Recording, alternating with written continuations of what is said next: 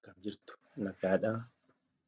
Maatii yuutuubii keenyaa kan taatan hundumtinuu bakka nagaan dhuftanii isiniin jedhaa duraan dursee waan hundumarra kan caalu nagaatu caala waan ta'eefi guyyaa har'aa kan immoo mata duree istaataa tireeningii irratti jechuudha waan addaa isinii qabadheen dhufeen jira. Dhiifama. Kanaaf wanti ani qabadhee dhufu kun daataa analaayiziing amma gara qabatamaan yookiis immoo duraan tiyooriidhaan ture amma garuu gara piraaktikiitti dhufnee jirra jechuudha. Dhiifama. Kanaaf dhiifama mammannaatti facciisuu taalloo na qabu barbaadee natti fakkaata. Kun immoo uncontrollabilidha. To'achuun xiqqoon ulfaata. Kanaaf egaa har'umaa gara yuutuubii kanaatti kan dhuftan yookiis viidiyoo kanaatti kan dhuftan sabiskiraayib gootanii akkasumas immoo namoota kaanis akka qabuutiif sheer akka gootaniif isin gaafadha. Maatii keenya warri taatan immoo barnoonni kun yeroo hundumaa hiriyoota keessan yookiis namoota jaallattan bira akka ga'uutiif sheer gochuu hin dagatinaan ergaa kooti. Mee kallattumaan egaa gara istaataa keenyaatti deemna jechuudha. Daataa analaayiziin istaataa kan jedhudha jechuudha. Kanaaf amma daataa analaayizii keessatti istaataatiin fayyadamnee bifa kamiitiin analaayizii goonaa kan jedhudha. Riisarchiin yeroo qorannoo gaggeessinu gosa lama of keessaa qaba.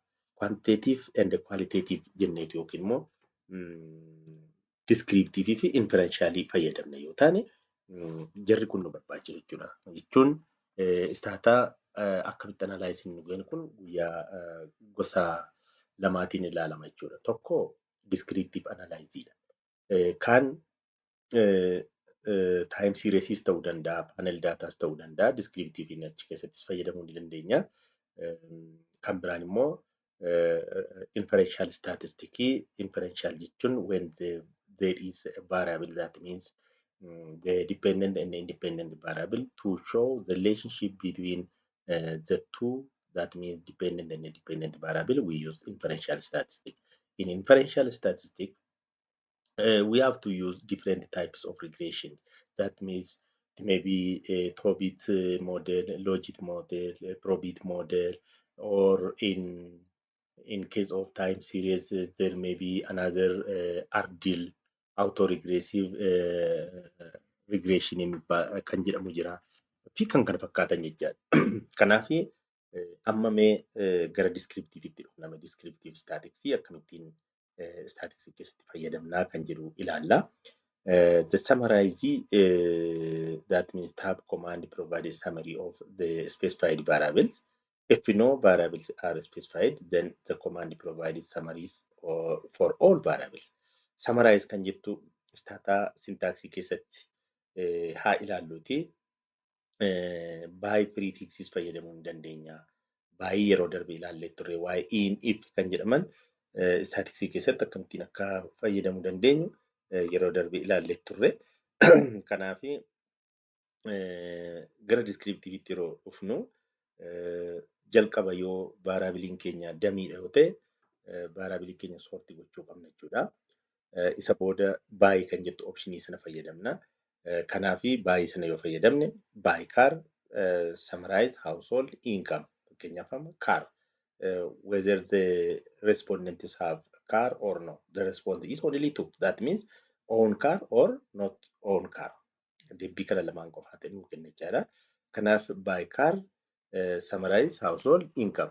Mee amma gara qabatamaatiin yookiin practically yeroo ilaallu istaataa keenya dhaqneetu bananna. Istaataa keenya iddoo inni jiru folderii keessaatii barbaanneetu bananna. Istaataa ifama ishee kufaanna qabeedha isiniin jedheera. Istaataa keenya banannaa jechuudha. Istaataa keenya yeroo banannu istaataa kana banannaa.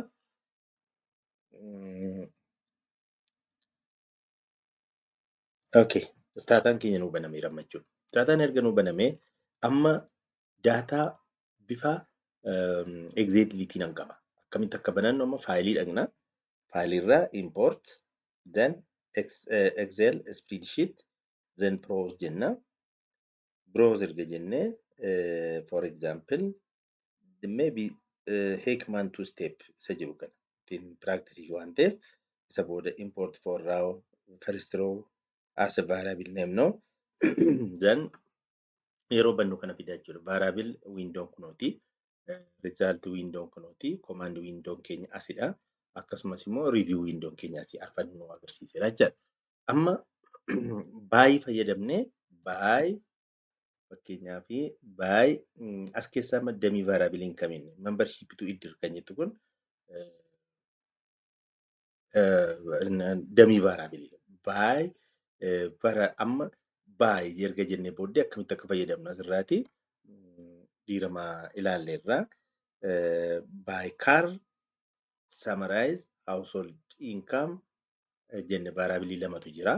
Kanaaf amma asiitii nuti immoo variable nuti qabnu as keessaatti by member to iddiridha. Tuqaa lama jenna. Isa booddee summarize sum erga jennee booddee age ta'uu danda'a. Education jennoo an barbaanne total livestock jennee enter yoo jenne feda amma dogoggora uumame hin beeku. Sorry, inni ilaalla.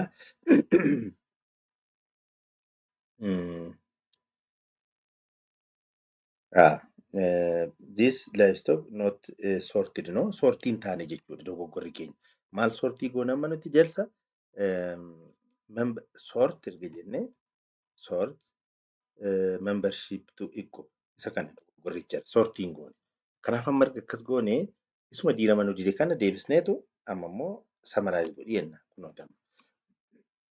Summarize godhi yoggaa jennu fakkeenyaaf amma membership to equal lama jechuudha deebiinsaa respondiinsaa lama. Tokko 0 for not membership equal. Waaniin immoo for membership equal. Membership equal kan ta'an observation keenya 173.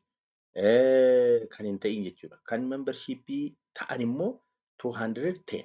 Amma asirratti minimum jira, maximum jira. Variableonni keenya amma age, education, total livestock, membership warri hin ta'anii yookiis koodiin isaanii 0 kan ta'e kun age on average 41, education on average 3 year, total tropical livestock unit on average 6.6 livestock unit kanadha. Inni gadaanaan isaa tokko inni olaanaan isaa 36 membership of kuni warri aan ta'an jechaadha. Membership warri hin ta'in immoo gadaanaan isaa tokko olaanaan isaa 16dha. Umurii immoo yoo fudhannee ilaalle miiniin asitti 40. Ani isaan kana 41 asii 40. Educationiin asii waggaa 3.27 asii waggaa 3 qofaadha. Tropical livestockiin asii 6.3dha asii 6.5dha jechuudha miiniinsa. Akka kanaatti describe goonellee ibsuu akkamitti dandeenyudha. Baay'eedhaan adda baafnee jechuudha. Amma ifa jedheetan yaada. By car amma akkuma inni lama siin jedhe yeroo damii variabilitiin qoonnee variabilii keenya analyze gochuu dandeenyu amma by middle membership to equal summarize age education variabilii ambilaalleetti dabaluu dandeenya. Land size itti dabaluu dandeenya. Household kan jedhu jira.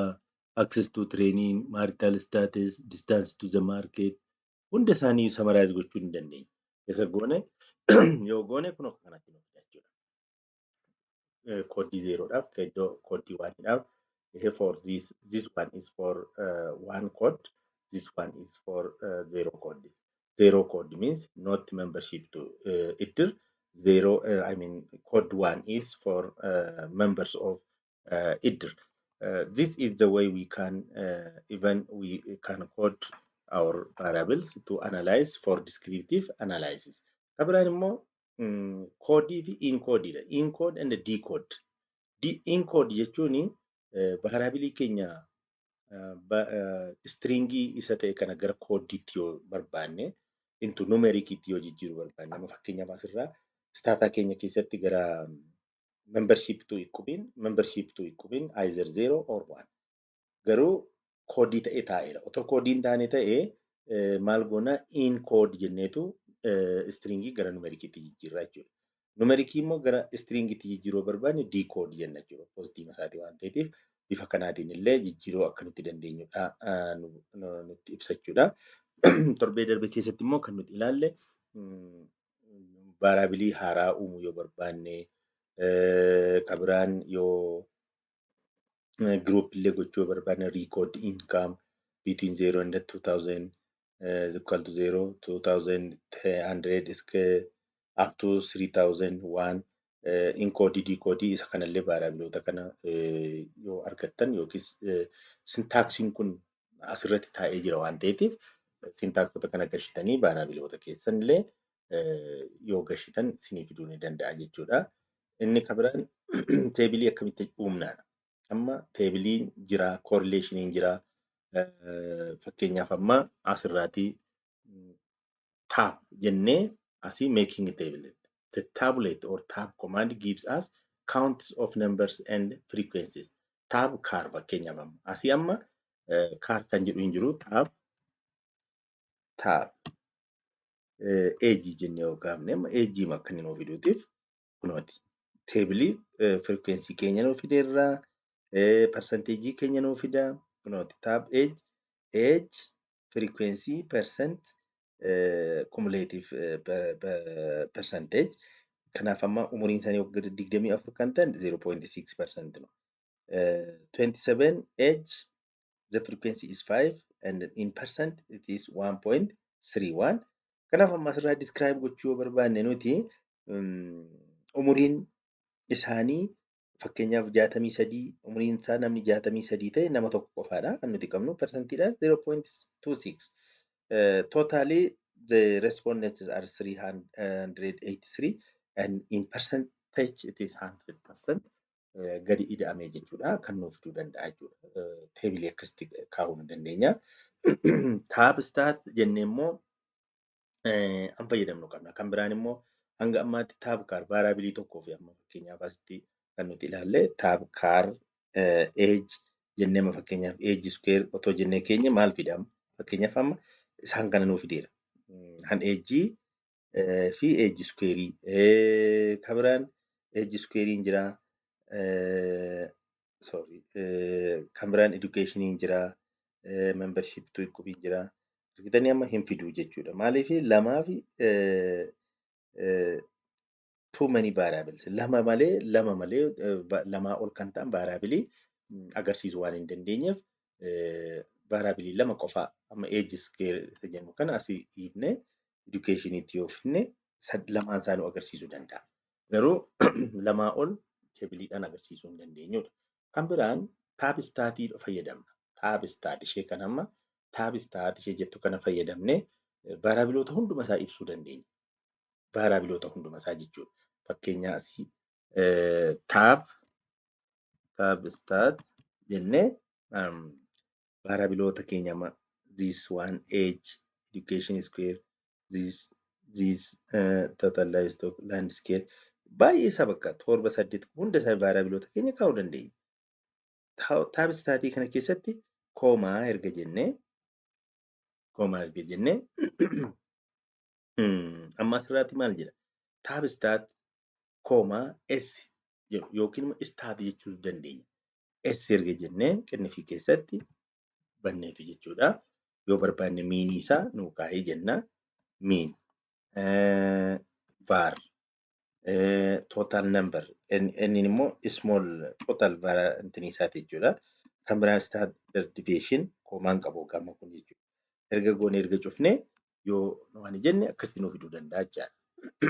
Amma fakkeenyaaf amma mean variance and standard deviation variabilii barbaanne hundumaayyuu jechuudha. Yoo immoo miinii fi variaansii yookiin standard deviationii qofaa barbaanne irraa ta'e immoo fakkeenyaaf amma mean standard deviation